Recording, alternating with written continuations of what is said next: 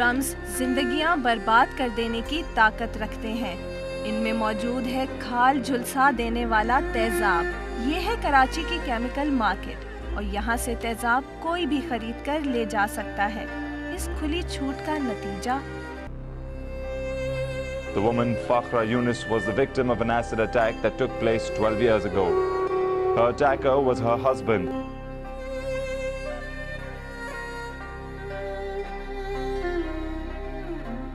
फाखरा यूनिस जैसी और भी कई मिसालें हैं। मीडिया रिपोर्ट्स के मुताबिक पाकिस्तान में हर साल तकरीबन 150 खवातीन पर तेजाब फेंका जाता है। अब तो कुछ खवातीन ने भी मर्दों पर तेजाब फेंकने का बेड़ा उठा लिया है। दिसंबर 2011 में खवातीन पर तेजाब फेंकने के वाक़यात की रोकथाम के लिए कौमी असम्बली में एक तरमीमी बिल इत्तफाक़ राय से मंजूर किया गया, जिसमें तेजाब फेंकने वाले मुल्जिमान को कम से कम 14 बरस कैद और 10 लाख रुपए जुर्माने की सज़ा तजवीज़ की गई। ये तो हो गई मुजरिमों के लिए सज़ा, लेकिन तेजाब बेचने और ख़रीदने वालों का क्या किया जाए?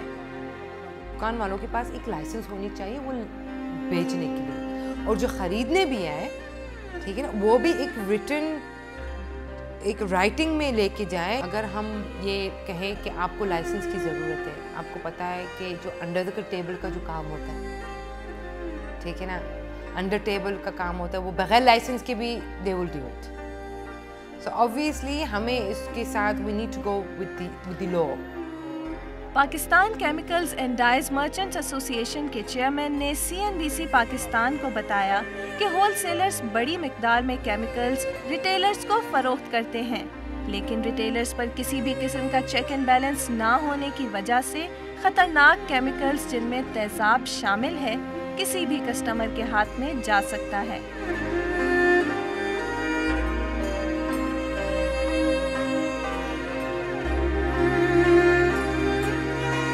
जो डेंजरस आइटम है, जो खुली बिक रही है, जैसे तेज़ाब वगैरह की बात कर रहे हैं, ये लोकल मैन्युफैक्चरर हैं और अदर सोर्सेज से ये अपना माल अवेल करते हैं। बिकना नहीं चाहिए, इसके लिए लाइसेंसेस ज़रूर होना चाहिए, लेकिन अभी लाइसेंसेस इतने छोटे छोटे सेक्टर को लाइसेंस करना, ये भी FBR के लिए एक टफ ही जॉब है।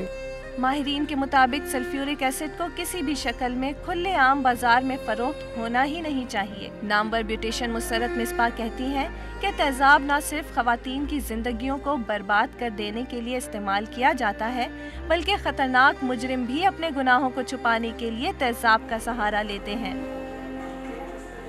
आपको ये वाक़या याद होगा कि एक शख्स लाहौर में उसने 100 बच्चों को तेजाब के अंदर घोल डाला था, तो आखिर वो तेज़ाब के ड्रम्स उसने कहीं से तो ख़रीदे थे।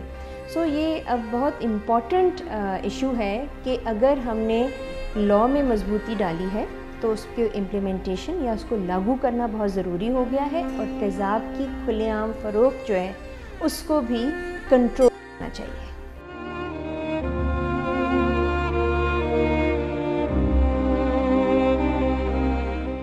पार्लियामेंट सेल ऑफ एसिड के ऊपर इस तरह का एक कानून निकाले कि लाइसेंस चाहिए हो उसको परचेज करने के लिए।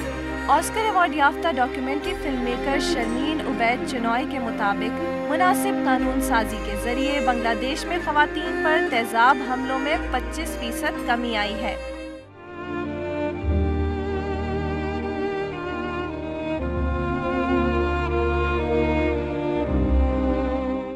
माहिरीन कहते हैं कि दुरुस्त कानून साजी, कानून पर अमल दरामद और मुआशरे में सोच की तब्दीली के जरिए ही मजीद जिंदगियों को झुलसने से बचाया जा सकता है।